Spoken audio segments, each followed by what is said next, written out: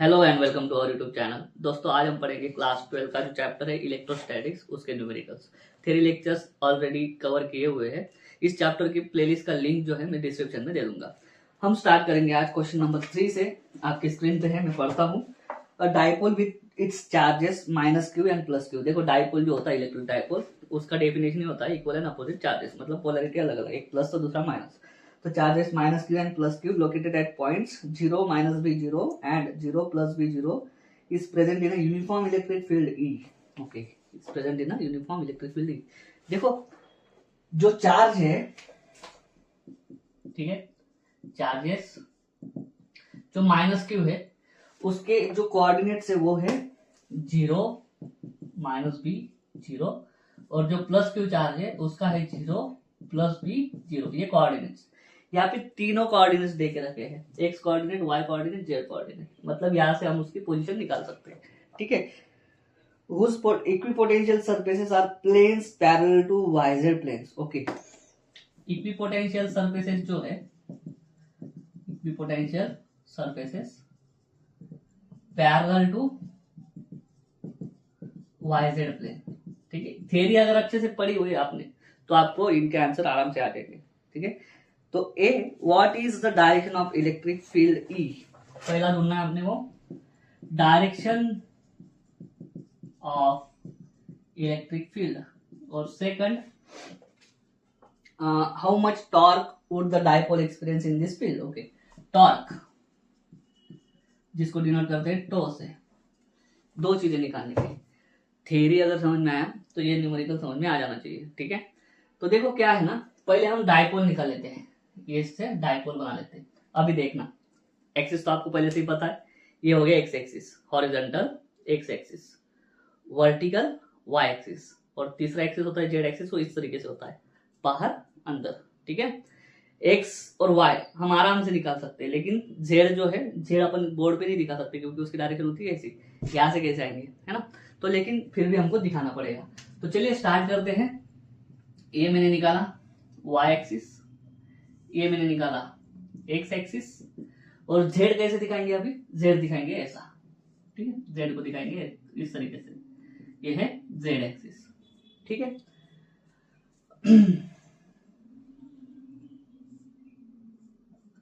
ये हो गया जेड एक्सिस।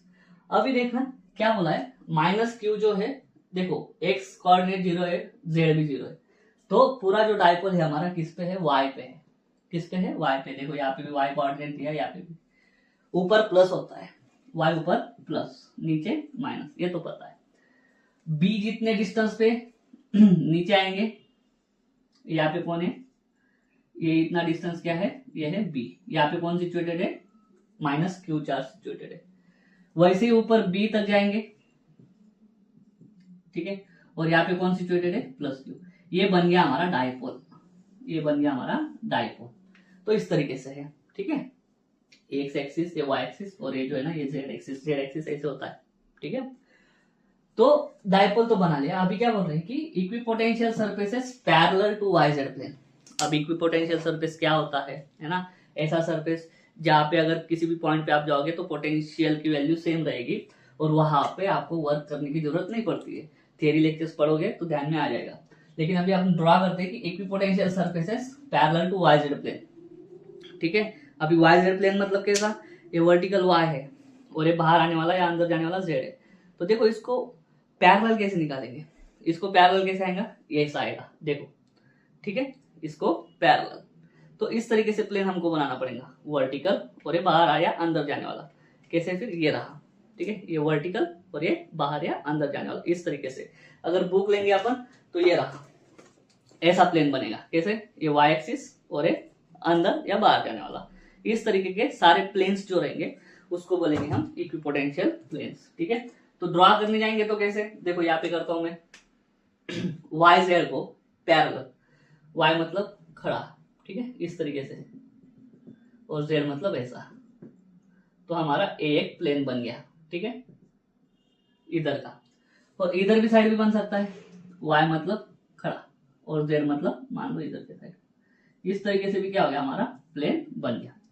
या तो इधर के साइड या तो इधर के साइड, उन्होंने बताया नहीं है, ठीक है, लेकिन इतना बताया कि parallel to y z plane, parallel to yz plane. ऐसे बहुत सारे हो सकते हैं, वाई ये जेड, इसको ले लो ऐसे, ऐसे बहुत सारे इक्विपोटेंशियल सरफेसेस होंगे, इतना हमको बोल के रखा है, ठीक है। अभी पैरेलल टू वाईजेड जब बोलते हैं ना तो ऑटोमेटिक परपेंडिकुलर हो जाता है, ये है पैरेलल टू वाईजेड, ठीक है। और हमारा एक्स एक्सिस ऐसा है, ये प्लेन है हमारा, ऐसा जाना सॉरी। तो ये जो वाईजेड प्लेन है वो ऑटोमेटिक एक्स एक्सिस को क्या हो गया, perpendicular. Yz plane x axis को, ये हॉरिजॉन्टल, ये वर्टिकल ऐसा, ठीक है, ये क्या हो गया, परपेंडिकुलर टू एक्स एक्सिस। और हमेशा याद रखना तीनों एक्सिस एक दूसरे को परपेंडिकुलर होते हैं, ये वाई एक्सिस, ये एक्स एक्सिस एक दूसरे को परपेंडिकुलर, और ये जेड एक्सिस भी जो होता है ना, ये दोनों को परपेंडिकुलर होता है, ठीक है। हमारा अभी इक्विपोटेंशियल सरफेसेस है इस तरीके का, प्लेन की तरह, तो ऑटोमेटिक एक्स एक्सिस को क्या होगा, परपेंडिकुलर। हमको पहले बोला है कि डायरेक्शन ऑफ ई बार ढूंढो, तो याद रखना हमेशा क्या, the direction of electric field vector is always perpendicular to the equipotential surface.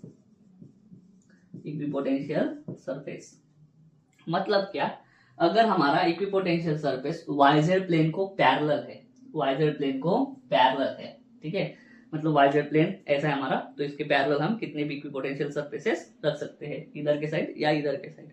तो हमारा जो इलेक्ट्रिक फील्ड होगा, therefore the electric field will be along x axis, along x axis. अभी जब मैं बोल रहा हूं कि इलेक्ट्रिक फील्ड होगा अलोंग एक्स एक्सिस, तो उसके दो मतलब हो सकते हैं, या तो उसकी डायरेक्शन ऐसी होगी या तो उसकी डायरेक्शन ऐसी, ठीक है। ये वाईजेड प्लेन है, ठीक है, वाईजेड प्लेन को क्या होगा, वाईजेड प्लेन पे क्या है हमारा, इक्विपोटेंशियल सरफेस, और वाईजेड प्लेन को परपेंडिकुलर कौन होगा, एक्स एक्सिस। एक्स एक्सिस ऐसे भी होता है, ऐसे भी होता है, और हमारे इलेक्ट्रिक फील्ड की डायरेक्शन होती है always perpendicular to equipotential surface. Equipotential surface अगर वाईजेड प्लेन है तो इलेक्ट्रिक फील्ड की डायरेक्शन रहेगी अलोंग दी एक्स एक्सिस, या तो पॉजिटिव या तो नेगेटिव, पता नहीं, ठीक है। तो ये हो गया हमारा पहला। अभी दूसरा है हमारा टॉर्क। टॉर्क का फॉर्मूला होता है पी बार क्रॉस ई बार। पी बार जो होते हैं उसको बोलते हैं electric dipole moment, electric dipole moment. और पी का जो फॉर्मूला होता है वो होता है Q इंटू 2L। Q मतलब मैग्नीट्यूड ऑफ द चार्ज। जब भी इलेक्ट्रिक डायपोल बनता है तो इलेक्ट्रिक डायपोल कब बनता है, जब equal charges but opposite polarity, मतलब एक प्लस क्यू है तो दूसरा क्या होगा, माइनस क्यू। मतलब एक अगर +4 कूलम है तो दूसरा कितना होना चाहिए, -4 कूलम। दोनों का मैग्नीट्यूड सेम है लेकिन पोलैरिटी अपोजिट है। ऐसे दो चार्जेस जब हम ज्वाइन कर देते हैं इमेजिनरी लाइन से तो उससे क्या बनता है, एक इलेक्ट्रिक डायपोल बनता है। और एक इलेक्ट्रिक डायपोल जो होता है उसका जो इफेक्ट होता है उसको हम बोलते हैं electric dipole moment. Electric dipole moment को डिनोट करते हैं P से, उसका फॉर्मूला होता है ये। Q मतलब magnitude of one of the charge, दोनों में से किसी भी चार्ज का मैग्नीट्यूड ले लो, दोनों सेम ही रहेंगे। और 2L होता है, इसको बोलते हैं डायपोल लेंथ, डायपोल लेंथ। तो ये अगर L है, अगर ये L है तो ये पूरा क्या होता है, डायपोल लेंथ, इसको बोलते हैं 2L। तो डायपोल लेंथ कितना होता है, 2L, ठीक है। तो इसको लिखेंगे, बाद में यूज करेंगे इसका। अभी देखना, इलेक्ट्रिक डायपोल मोमेंट ये भी वेक्टर क्वांटिटी है, इसकी डायरेक्शन होती है हमेशा, याद रखना मैं जो बोल रहा हूं अभी, इलेक्ट्रिक डायपोल मोमेंट की डायरेक्शन होती है from negative to positive, from negative to positive. क्या negative to positive, electric dipole moment की डायरेक्शन होती है always from negative charge to positive charge. तो मतलब हमारा जो इलेक्ट्रिक डायपोल मोमेंट है उसका डायरेक्शन रहेगा वर्टिकल, उसका डायरेक्शन कैसे रहेगा, अलोंग वाई एक्सिस, लेकिन ऊपर। इसका डायरेक्शन फिक्स मालूम है हमको, इलेक्ट्रिक फील्ड का डायरेक्शन अलोंग एक्स एक्सिस है, लेकिन इधर की इधर पता नहीं, इसलिए सिर्फ मैंने क्या लिखा, अलोंग एक्स एक्सिस। लेकिन जो हमारा इलेक्ट्रिक डायपोल मोमेंट होता है उसका डायरेक्शन हमको पता है, from negative charge to positive charge, from negative charge to positive charge, मतलब ऊपर है इसमें। और P और E अभी एक दूसरे को क्या है, परपेंडिकुलर, क्योंकि E है अलोंग एक्स एक्सिस, P बार है अलोंग वाई एक्सिस, दोनों एक दूसरे को क्या, परपेंडिकुलर। तो ये क्या होता है, इसका मैग्नीट्यूड लिखेंगे तो P E sine theta is equal to P E is equal to P E, ठीक है, क्योंकि थीटा 90 साइन 90 कितना होता है 1 होता है, तो पीई। अभी देखो टॉर्क का मैग्नीट्यूड निकाल लेते हैं पहले तो। अभी पीई, पी की वैल्यू डाल दो Q into two L, Q into two L into E, Q into two. अभी ये जो पूरा लेंथ है वो 2l नहीं है, यहाँ पे क्या बोला है उन्होंने बी बी, तो ये पूरा लेंथ क्या हो गया 2b, यहाँ से इतना b और यहाँ से इतना b, तो l की जगह पे मैं डाल दूं 2b, तो ये फाइनल आंसर आ जाएगा 2QBE, नीचे का दिख रहा है आपको 2QBE। ओके, तो ये जो है ये हमारा हो गया टॉर्क का मैग्नीट्यूड। इतना भी लिख दोगे तो भी चलेगा, लेकिन मैं थोड़ा आगे बताता हूँ आपको। अगर टॉर्क की डायरेक्शन पूछी आपको, ये तो मैग्नीट्यूड हो गया, लेकिन डायरेक्शन पूछेंगे तो जब वेक्टर क्लास 11th में जाओ, जब हम क्रॉस प्रोडक्ट सीखते हैं तो दो वेक्टर का क्रॉस प्रोडक्ट करने के बाद तीसरी क्वांटिटी आती है, वो भी वेक्टर होती है और उसकी डायरेक्शन हमेशा दी जाती है राइट हैंड थंब रूल से, ठीक है। तो पहला केस क्या होगा, टॉर्क की डायरेक्शन, अगर फर्स्ट केस मान लो इलेक्ट्रिक फील्ड की डायरेक्शन ई बार ऐसी along positive x axis, if E bar is along positive x axis, E bar is along positive x axis, अगर ऐसा है तो क्या होगा, हमने यहाँ पे बोला है सिर्फ along x axis, positive negative पता नहीं। तो अब ये देखो पहला वेक्टर है पी बार, दूसरा है ई बार, क्रॉस प्रोडक्ट में ये भी बहुत जरूरी होता है, पहले किसको लेना दूसरा किसको लेना, वो भी बहुत जरूरी होता है। तो अभी देखो क्या होता है, पहले वेक्टर से दूसरे वेक्टर तक जाएंगे, राइट हैंड लेंगे और ऊपर से नीचे जाएंगे, ऊपर से नीचे गए, ऊपर से नीचे गए, ये देखो ऐसा ऊपर से नीचे, ऊपर से नीचे। तो ऊपर से जब नीचे जा रहे हैं तो हमारा थंब इनवर्ड, मतलब इनवर्ड में निगेटिव जेड एक्सिस, इनवर्ड क्या होता है negative Z axis, then T bar is equal to along negative Z axis. Same if E bar is along negative X axis, अभी ई बार की डायरेक्शन मान लो ये है और हमारा डायपोल मोमेंट की डायरेक्शन तो यही रहेगी, क्योंकि डायपोल मोमेंट की डायरेक्शन हमको पता है निगेटिव टू पॉजिटिव चार्ज, ठीक है। तो अभी ये फिर से राइट हैंड ही लेंगे, लेकिन अभी ऐसा ऊपर से इधर के साइड आएंगे, ऊपर से इधर के साइड आने के लिए हमको थंब इधर ही करना पड़ेगा, तो ऐसा। अभी ऊपर से इधर ऐसा तो नहीं कर सकते, ऊपर से इधर ऐसा ही करना पड़ेगा। तो जब जेड एक्सिस किधर है, इधर सामने पॉजिटिव, तो टो बार की डायरेक्शन होगी along positive Z axis, along positive Z axis. तो ये था हमारा फर्स्ट न्यूमेरिकल, उम्मीद करता हूँ समझ में आ गया होगा। बहुत सारी चीजों का ध्यान रखना पड़ता है इसमें, थ्योरी अगर अच्छे से पढ़ी है तो ये आ जाएगा। पहला क्या, ई बार की डायरेक्शन होती है हमेशा परपेंडिकुलर टू इक्विपोटेंशियल सरफेस, उससे पहला आ गया। उसके बाद में टॉर्क के लिए फॉर्मूला, लेकिन इसमें लगा इलेक्ट्रिक डायपोल मोमेंट, उसका फॉर्मूला ये रहा। इलेक्ट्रिक डायपोल मोमेंट की डायरेक्शन फिक्स होती है निगेटिव टू पॉजिटिव, तो ये फॉर्मूला यूज करके हमने तो चलो मैग्नीट्यूड निकाल लिया, डायरेक्शन के लिए हमको ये करना पड़ेगा, right hand thumb rule use करना पड़ता है। उम्मीद करता हूं समझ में आ गया होगा। अभी लेते हैं नेक्स्ट, चलिए क्वेश्चन नंबर 4 लेते हैं। क्वेश्चन नंबर 4 में पढ़ता हूँ, आपके स्क्रीन पे है क्या, 3 charges minus Q plus Q minus Q, minus Q plus Q और वापस माइनस क्यू ऐसे दिए हैं, are placed at equal distance on straight line. अभी स्ट्रेट लाइन में तीनों के बीच का डिस्टेंस इक्वल नहीं हो सकता, ठीक है, लेकिन इस केस के बीच का डिस्टेंस और इस केस के बीच का डिस्टेंस सेम, ठीक है। If the potential energy of the system is 0, potential energy कितना है 0, then what is the ratio of Q by Q, ये निकालना है अपने को। पोटेंशियल एनर्जी कितना देखे रखा है सिस्टम का 0, पोटेंशियल एनर्जी 0, इसमें वापस इलेक्ट्रिक पोटेंशियल एनर्जी का कंसेप्ट लगेगा। और ये जो चैप्टर है ना, इसमें कंसेप्ट क्लियर होने बहुत जरूरी है, सिर्फ फॉर्मूला ध्यान में रख के कुछ होगा नहीं आपको, ठीक है। तो चलिए पहले एक स्ट्रेट लाइन में ड्रॉ कर लेता हूं, यहाँ पे लिखता हूं माइनस क्यू और आर जितने डिस्टेंस पे ले लेता हूं मैं प्लस क्यू, और उतने ही डिस्टेंस पे सेम आर जितने डिस्टेंस पे वापस मैं कौन लिख लेता हूँ माइनस क्यू। तो ऐसी है हमारी चार्ज की सिस्टम, ऐसी है हमारी चार्ज की सिस्टम, और उसकी पोटेंशियल एनर्जी दे दी है 0। पोटेंशियल एनर्जी कैसे कैलकुलेट करते हैं, potential energy is equal to work done to move a charge from infinity to at a particular point in the electric field. Electric field जब पहला charge हम किसी कहीं पे भी रखते हैं तो पहला चार्ज लेने के लिए वर्क नहीं करना पड़ता, लेकिन जब पहला चार्ज आ जाता है तो वो अपने आसपास क्या बनाता है, इलेक्ट्रिक फील्ड। तब इस इलेक्ट्रिक फील्ड में एट अ डिस्टेंस आर पे जब कोई भी चार्ज लाना होता है तो उसको इसके फील्ड के अगेंस्ट काम करना पड़ता है, और किया हुआ काम कभी जाया नहीं जाता, वो इस सिस्टम के अंदर स्टोर होता है एज अ पोटेंशियल एनर्जी। तो दूसरा चार्ज लाने के लिए, सेकंड चार्ज लाने के लिए इस फील्ड के अगेंस्ट काम करना पड़ेगा, ठीक है। वापस ये थर्ड चार्ज भी लाना है। थर्ड चार्ज जब लाएंगे हम, तब क्या होगा, ये भाई भी अपना इलेक्ट्रिक फील्ड बनाएगा, ये भाई भी अपनी इलेक्ट्रिक फील्ड बनाएगा। मतलब थर्ड चार्ज जब लाएंगे हम, तब उसको दो इलेक्ट्रिक फील्ड के अगेंस्ट काम करना पड़ेगा, और उसके हिसाब से हमको पोटेंशियल एनर्जी का फॉर्मूला यहाँ पे लिखना पड़ेगा, ठीक है। तो पोटेंशियल एनर्जी का formula for system of 3 charges कैसे होता है, तो U इज इक्वल टू क्या होता है, 1/4πε0 बार।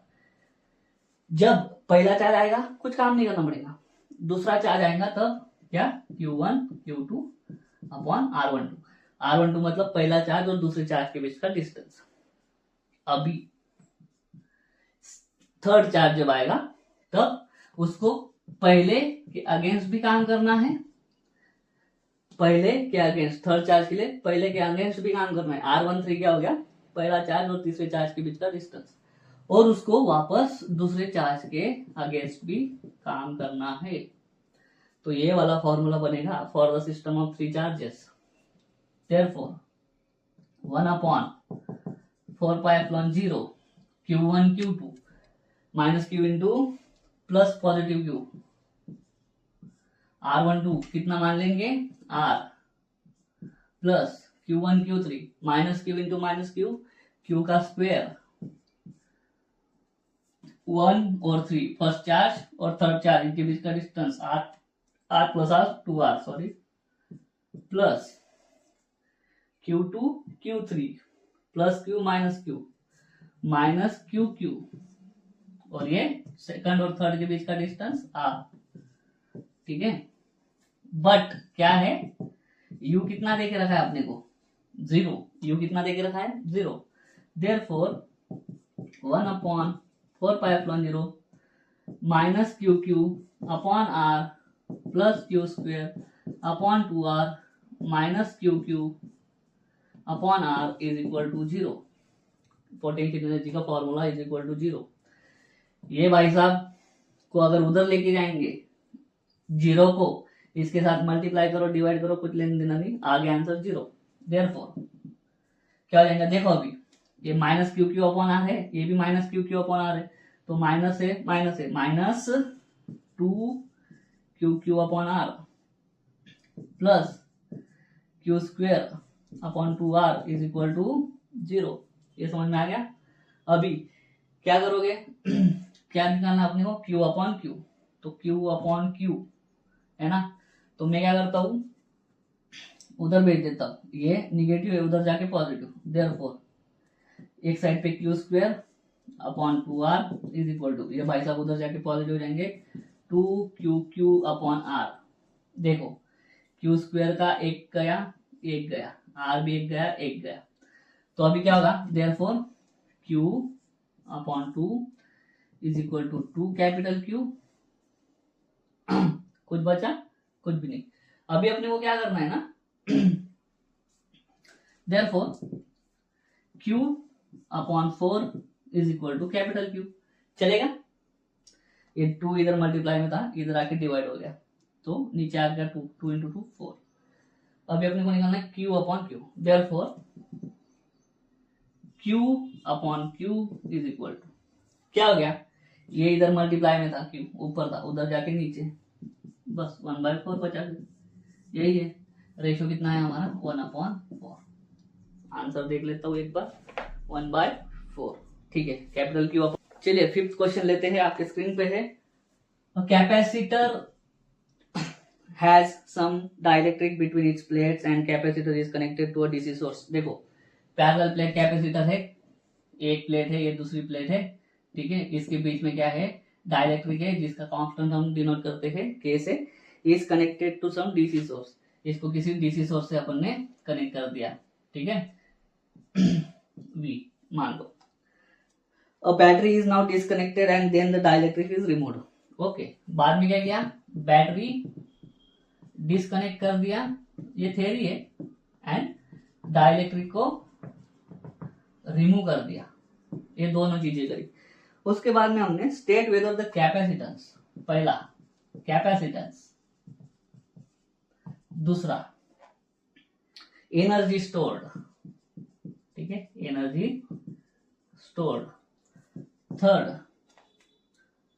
Electric field, charge stored, electric field, fourth charge stored, fifth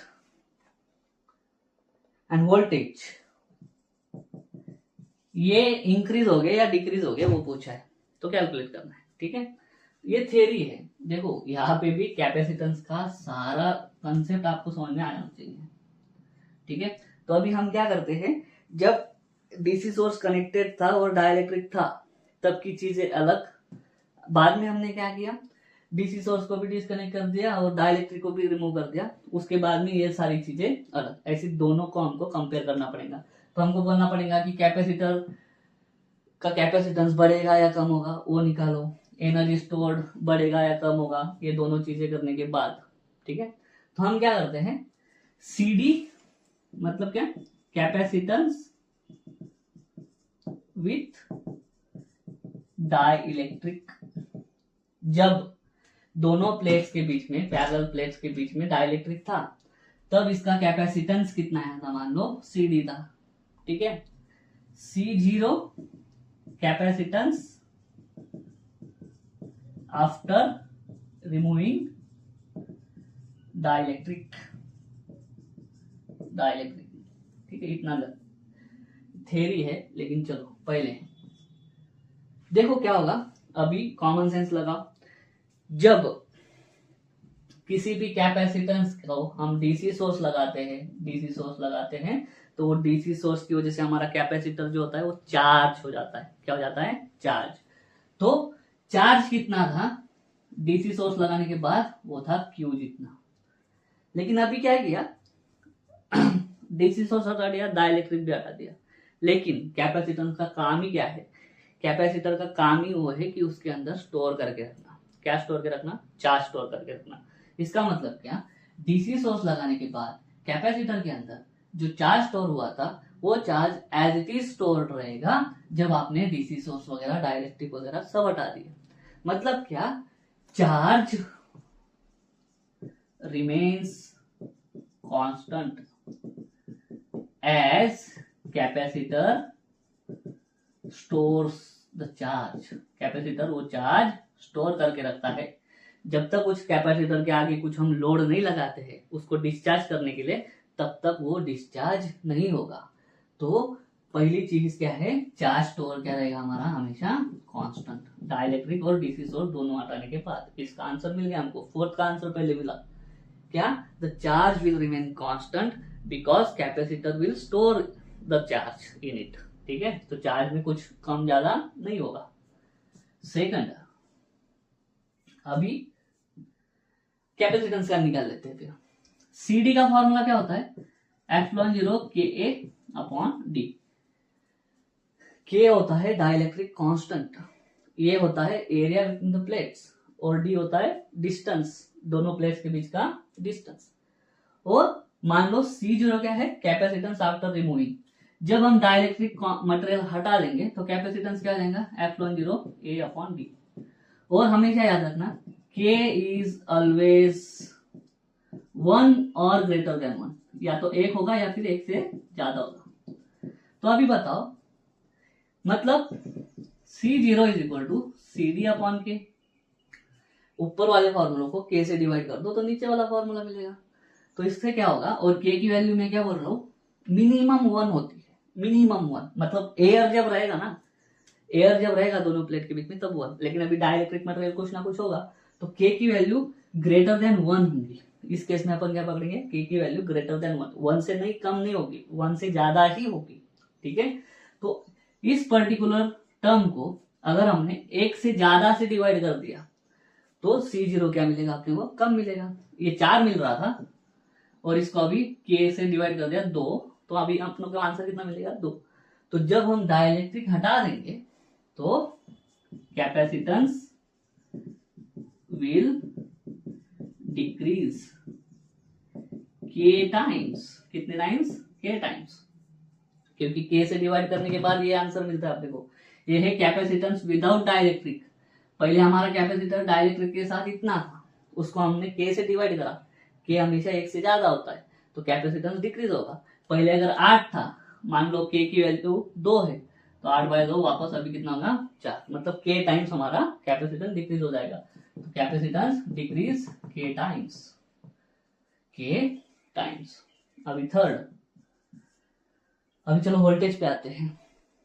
Q is equal to क्या, CV। ठीक है, मान लो पहले केस में, पहले और दूसरे केस में CV Q क्या है, कांस्टेंट, तो CV कांस्टेंट।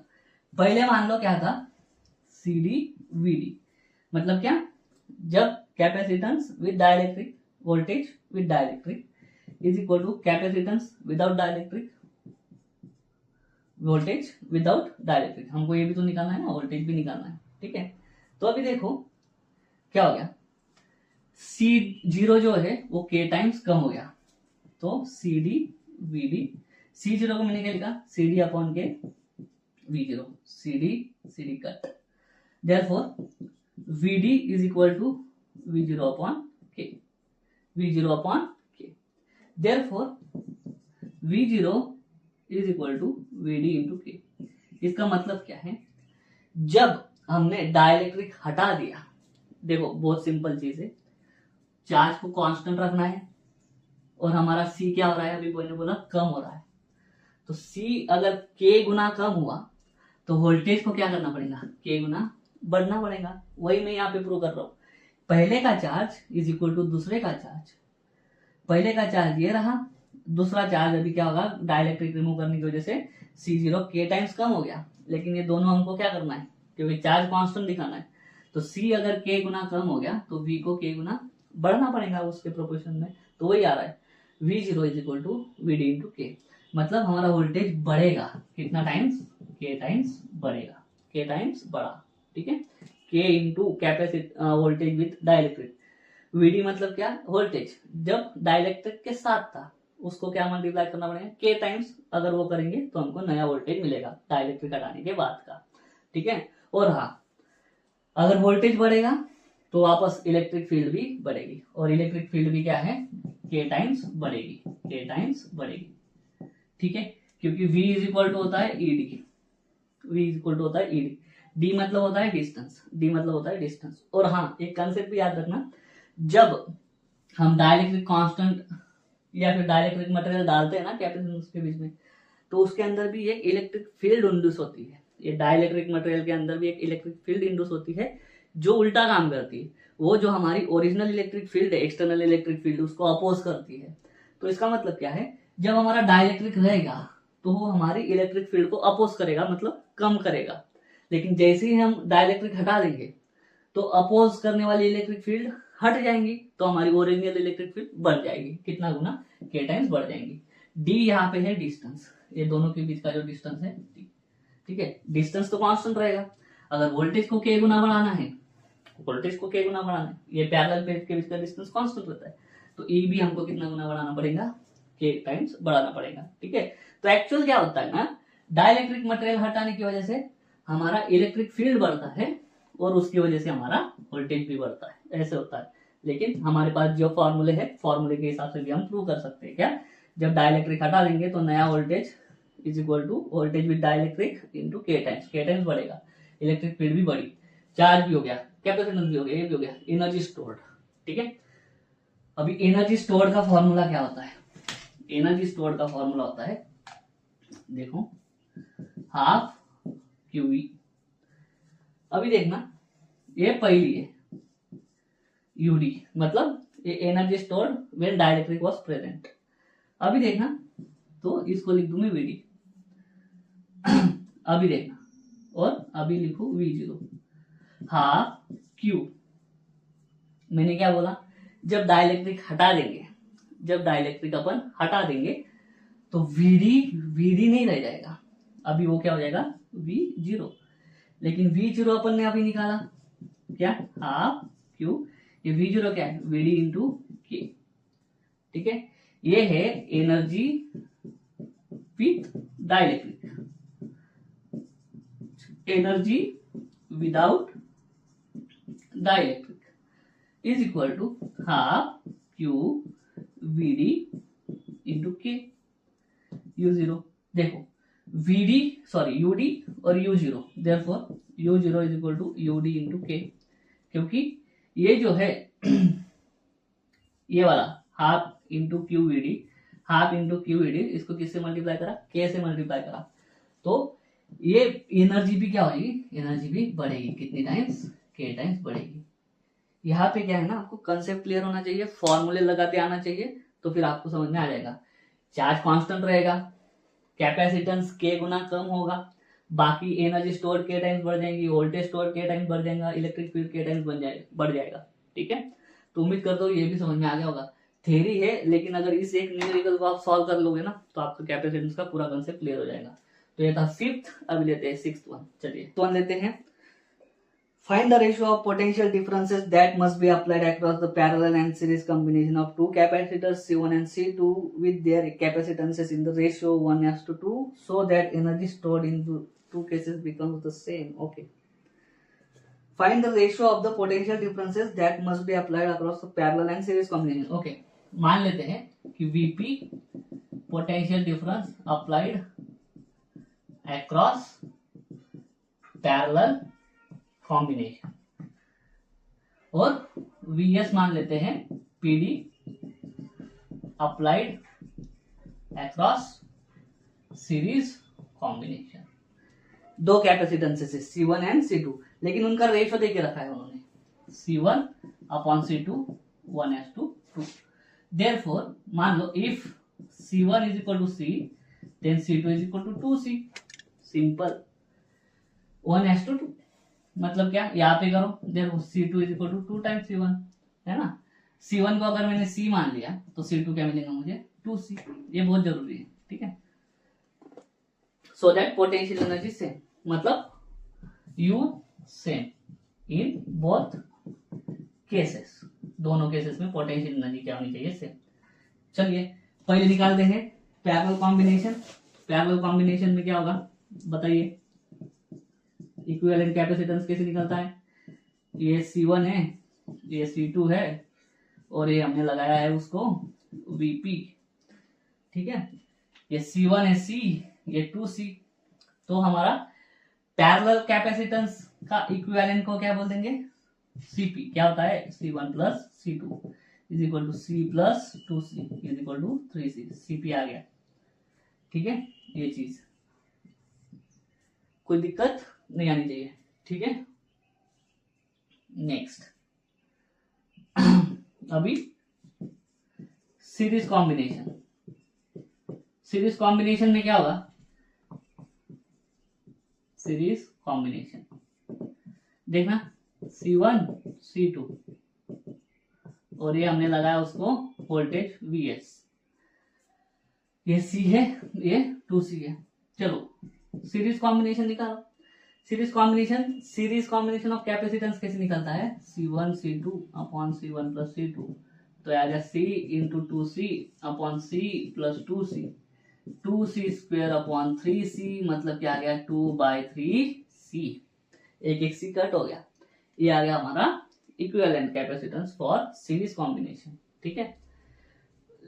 VPVS लिख लिया अपन ने। अभी U1 मतलब पोटेंशियल एनर्जी निकालेंगे, क्या होता है formula, half CV square, half CV square. तो पहले निकालेंगे potential energy for parallel, half C क्या है अपना 3C, और V का स्क्वायर, V क्या है VP का square is equal to half 9C square VP square, ठीक है। ये चीज आ गई, और U2 निकालो, हाफ CV स्क्वायर फॉर्मूला है, हाफ C कितना हो गया, हाँ ये मान लो यहाँ पे पहले पैरेलल कॉम्बिनेशन के लिए, ठीक है, और ये सीरीज कॉम्बिनेशन के लिए। पैरेलल कॉम्बिनेशन के लिए कितना आया कैपेसिटेंस 3C, सीरीज कॉम्बिनेशन के लिए कितना आया 2/3 C और VS स्क्वायर। गलती क्या हो गई यहाँ पे देखो, इसको तो मैं ऐसे ही लिखूंगा 3 और ये VP का स्क्वायर, क्योंकि C एज इट इज सिर्फ V का स्क्वायर है, और ये 2/3। अभी यहाँ पे देखो क्या बोला है उन्होंने, यहाँ पे उन्होंने बोला है कि U becomes same in both cases, मतलब U1 इज इक्वल टू क्या है U2, therefore half 3C VP square is equal to half 2/3 square VS square. दोनों साइड का हाफ हाफ कट, दोनों साइड का हाफ हाफ कट, देयरफॉर पसीना, therefore 3C VP square is equal to 3C VP square is equal to 2/3C VS square. ठीक है, CC वापस cut, अभी देखना क्या आएगा, therefore 3VP square is equal to 2VS square, 2VS square. अभी therefore मैं क्या करता हूँ, ये VS स्क्वायर नीचे लेके आता हूँ, VP square upon VS square, तो ये फिर हाँ यहाँ पे देखना ये 3 है, ठीक है, ये 2 है, वहां आप कैंसल 3CVC और ओके। देखो फिर यहाँ पे गलती क्या हो गई मेरे से, ये 3 जो है 2VS स्क्वायर तो निकाला, लेकिन ये 3 इधर आके मल्टीप्लाई, तो ये क्या हो जाएगा 9। ठीक है, तो देखना ये इधर आया तो 9 उधर जाएगा, 2/9। देयरफॉर VP अपॉन VS नीचे का दिख रहा है आपको, yes, VP upon VS is equal to ये √2/3, तो यही निकालना था हमको, √2/3। ठीक है, यहाँ पे मैंने क्या करा था, ये तो लिख दिया, 3 इधर लाना भूल गया था, VP तो उधर लेके जा रहा था, 3 इधर लाएगा, 3 × 3 9 हो जाएगा। ठीक है, इस तरीके से फिर बाकी वोल्टेज एक साइड, नंबर एक साइड, इस तरीके से रेशियो। तो इसमें क्या क्या पता होना चाहिए कि पैरेलल इक्विवेलेंट कितना होता है कैपेसिटेंस का, कैसे निकालते हैं, सीरीज इक्विवेलेंट कैसे निकालते हैं, और पोटेंशियल एनर्जी का फॉर्मूला, दोनों को इक्वेट कर देंगे। इधर उधर करने में थोड़ा ध्यान रखना, बाकी सब ठीक है। उम्मीद करता हूँ समझ में आ गया होगा। अगर ऐसा है तो वीडियो को लाइक करो, वीडियो को शेयर करो, चैनल को सब्सक्राइब कर देना। मिलते हैं नेक्स्ट वीडियो में, तब तक के लिए जय हिंद।